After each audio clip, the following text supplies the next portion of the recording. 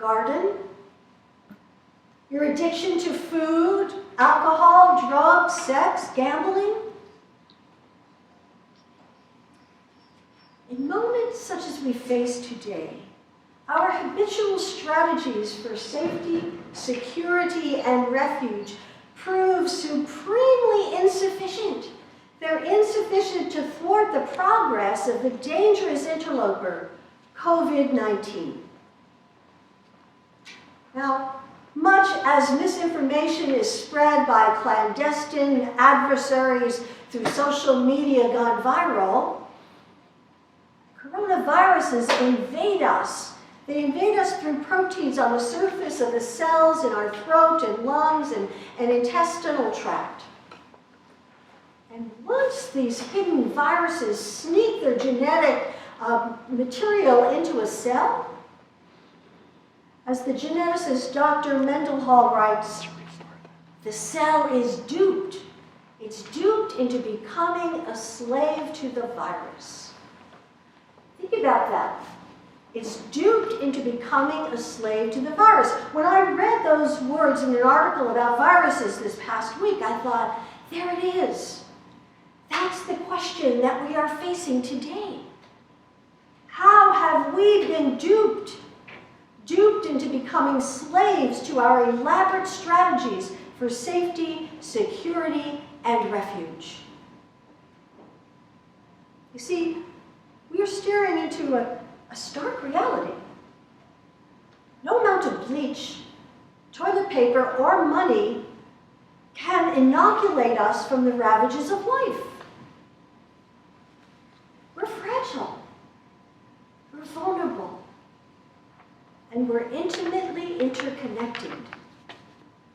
When even a well-intended handshake can deliver a deadly virus, we cannot even begin to comprehend the countless ways our mere presence on this planet may affect and perhaps harm one another. We are not in this story alone. We are utterly dependent upon one another. So our story of life is not about me.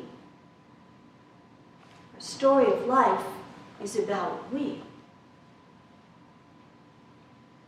So it's no wonder so many folks have told me that they feel angry and afraid. For decades, we've been sold the story that it's all about me. It's up to each one of us to take care of ourselves, to shore ourselves up, to be sure that we're safe and secure and have a protected place of refuge.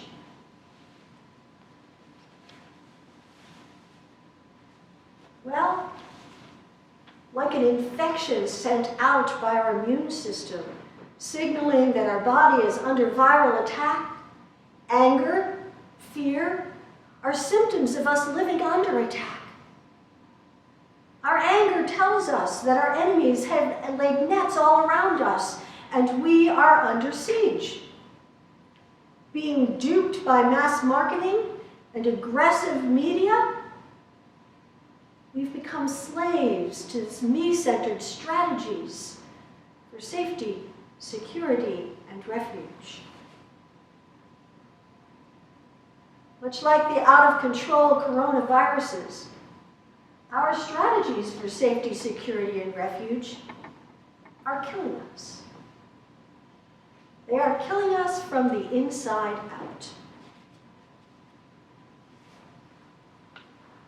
So, what will we do?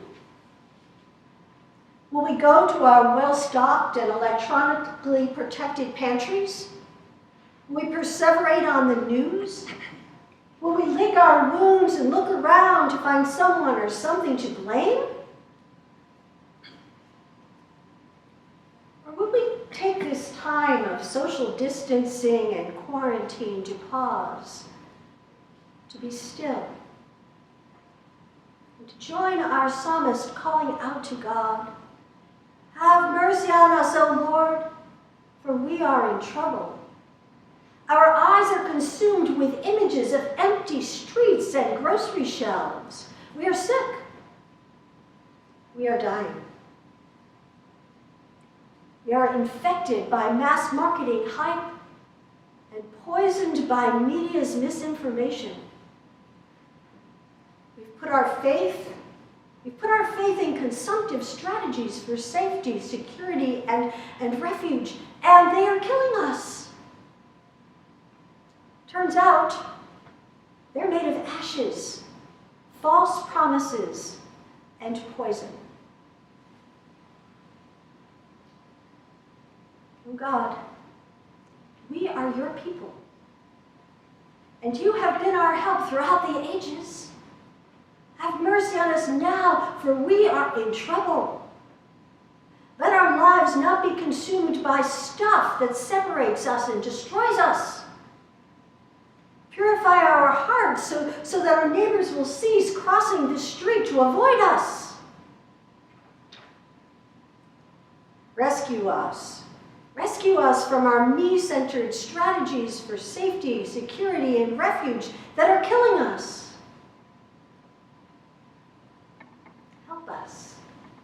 Help us to make our refuge in you, our rock and our foundation.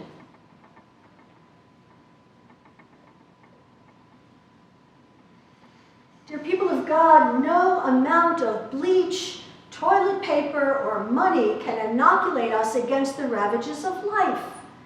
We are fragile, we are vulnerable, we are intimately interconnected and utterly dependent upon God and one another. So beginning right now,